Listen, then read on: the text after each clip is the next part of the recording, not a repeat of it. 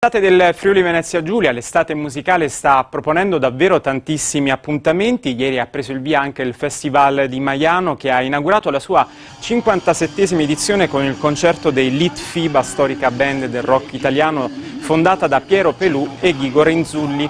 Dopo le date primaverili nei palazzetti, Litfiba sono ripartiti per un nuovo ciclo di concerti estivi per presentare dal vivo il loro ultimo disco, Utopia. Ma ieri la band ha proposto anche storici successi tratti da album come Terremoto, Spirito, Mondi sommersi e Infinito, realizzati negli anni 90.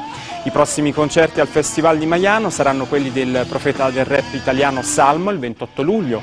Il 7 agosto sarà la volta delle star del metal Amon Amarth e Arch Enemy. L'8 agosto si esibiranno invece i Rival Sons. Ma sentiamo una parte del concerto di ieri.